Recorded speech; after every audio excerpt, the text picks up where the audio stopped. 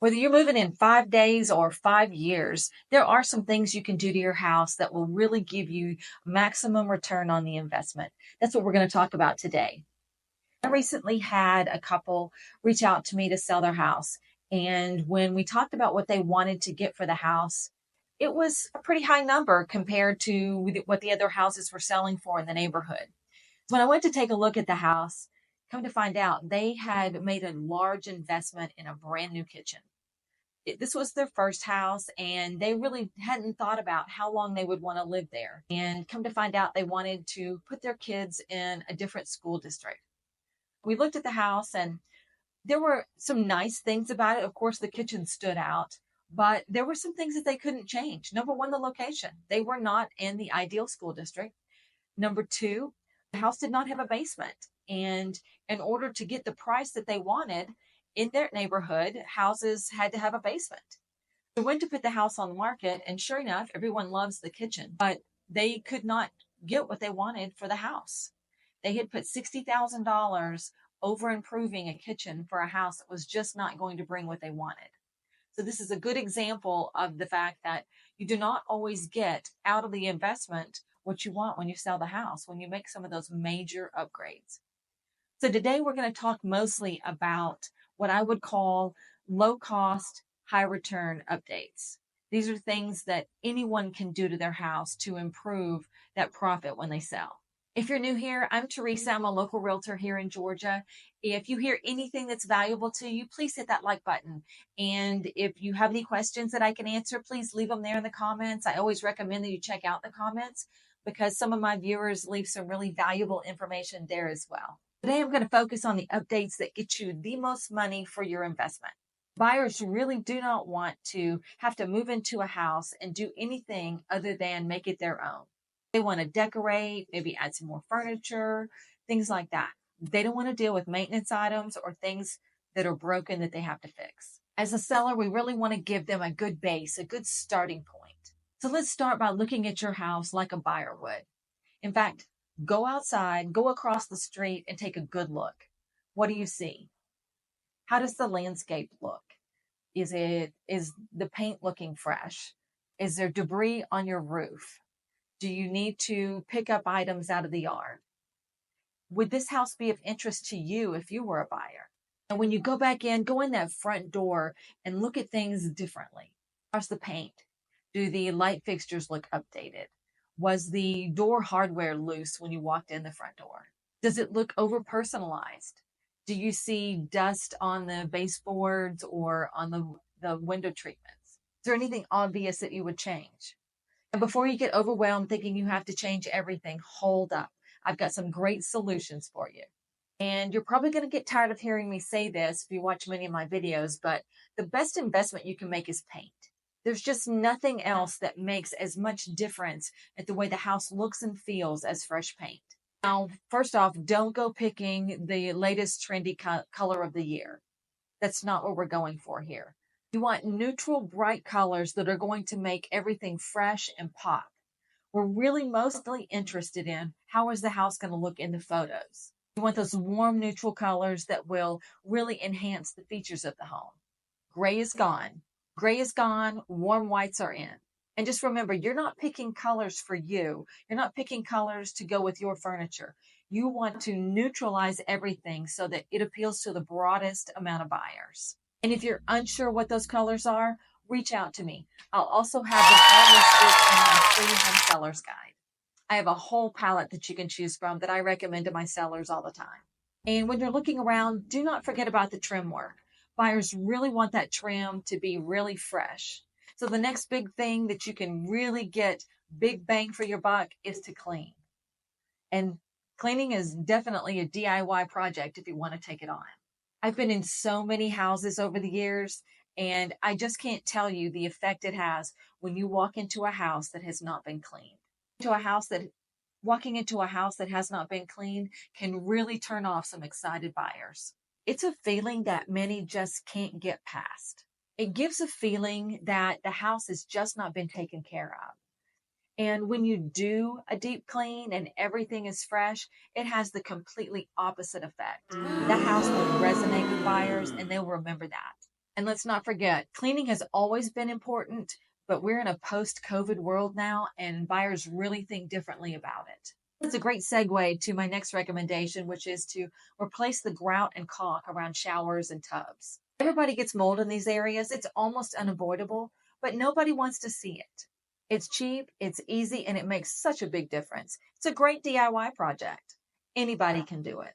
So let's talk about curb appeal. To me, this is so important and so often is overlooked.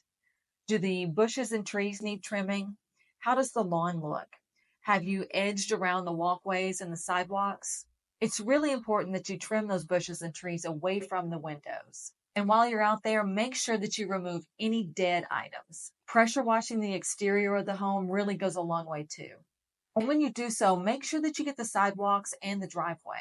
And if you haven't done it in a while, make sure you clean those windows. There is nothing that makes the impression like a clean window. And I know this may sound obvious, but you need to fix anything that's broken, starting with the doorbell. Can you imagine how a buyer feels when they walk up to your front door and the doorbell is broken? Immediately, their thought goes to, if this doorbell is broken, what else in this house is broken? And I'm definitely going to give you bonus points if you replace it with a video doorbell. So many of us today enter and exit our homes through the garage, and we haven't even opened our front door in weeks. This is the first impression that a buyer is going to have of your house. So when you open it, does it stick? Does it squeak? Is the door hardware in good condition? Does it look nice? Maybe it needs painting or even a pane of glass replaced. Whatever it is, address that front door. And all of these, again, are simple DIY projects, or any handyman can do it for you. And it will not cost you near what you think it will. And while you're on that front porch, make sure you take a look at what's surrounding. Do you see any wood rot maybe around the door? Does your porch light need updating? Maybe you just need a new welcome mat. And always clean and blow anything off. I've actually walked up to front porches where there's actually newspapers on the front door and a spider web. So we've made it into the kitchen. A lot of times I have sellers ask me if they should just replace the countertops. And that's not an immediate yes or no. It really depends on what the rest of the kitchen looks like. If you've got a kitchen full of outdated, old looking cabinets, fresh countertops on it is only going to emphasize the fact that the cabinets are bad. But if you've got new appliances and maybe you can also paint the walls and paint the cabinets along with those countertops, then it may be a good idea. You're probably going to be looking at an investment somewhere between $7,000 to $10,000. So if you're comfortable with that and you could get what looks like a freshened up kitchen, then that would be a great idea. Back to my sellers at the beginning of the video. If they had contacted me before they made that big investment in that brand new kitchen, this is what I would have recommended to do. When I looked at the other houses that had sold in the neighborhood and had sold even near the price they wanted, this is all they had done. They had painted the cabinetry because it was a good quality cabinetry, updated countertops, put some new hardware, replaced appliances to stainless steel. And it made all the difference in the world. And the investment that they made really showed up at the closing table. We just have to remember that we can't put lipstick on a pig and expect to fake our buyers out. They're watching HGTV, and that's what their expectation is. Another question I get asked all the time is about refinishing hardwood floors. Let me just tell you first up, if you have real hardwood floors, that's already points in your favor. And if you've got hardwood floors that are being covered up by carpeting right now, the number one thing you need to do is rip that carpeting up. So first up, I'll just tell you, hardwood floors, even if they do have scratches and scuffs, always look great in the photographs. And that's really what we're going for, because the first showing of every house happens online in those photographs. And buyers are probably going to refinish those floors when the house is empty before they move in. So you, as a seller, weigh the time, the trouble, and the cost of refinishing those floors. My vote is normally a no.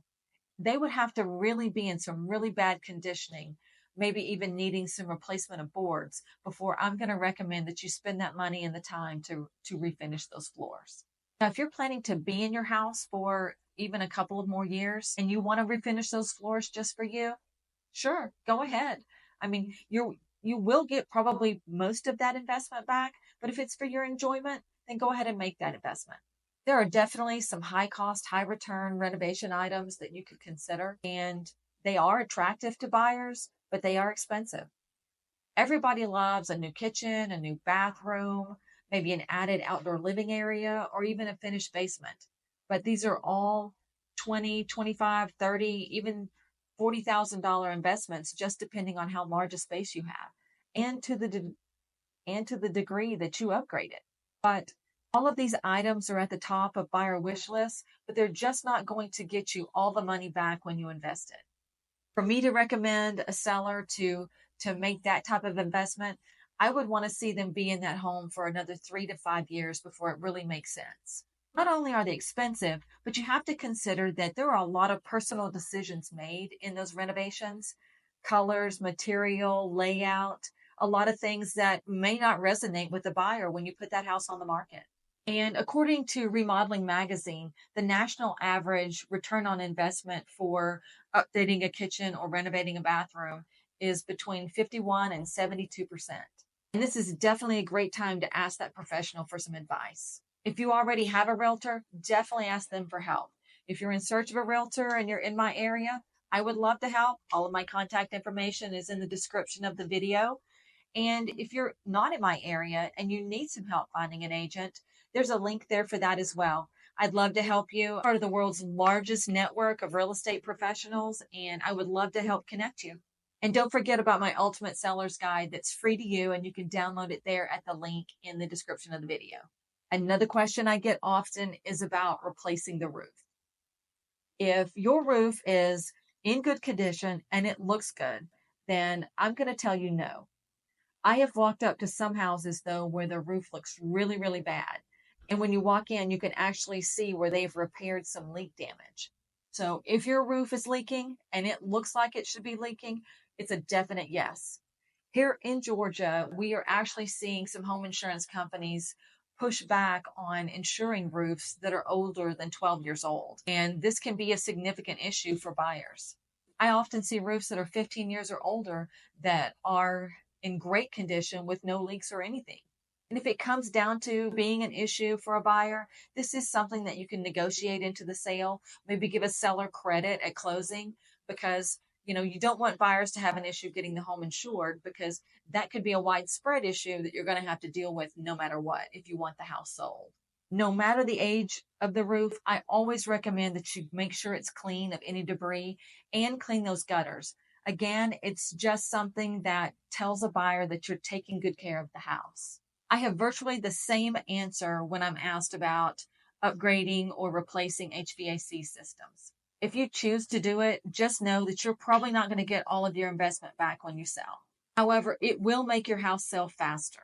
First-time buyers are often leery of older HVAC systems just because they've never owned a home before and they're just getting used to the expenses of maintaining the house. So they're really intimidated by the replacement cost of that system. I don't know any buyer that doesn't love to see that the system is newer. It's just something you don't have to worry about while you're decorating and making that house your own. Something else to consider. As long as the system is working properly, you can always get a home warranty on it that would protect you if something goes wrong. You can offer that as a buyer concession to make it more attractive. I do recommend, though, that you have the system completely serviced before putting the house on the market. That does tell the buyer again that you are properly maintaining the home. And everybody loves to see that fresh service sticker on the side of the furnace. So let's talk about solar panels. I'm just going to give you my quick answer is definitely no. This is my least favorite update of all. So I'll tell you a little story about my 75-year-old dad in West Texas. He was recently sold solar panels by someone at his church on a long-term finance agreement.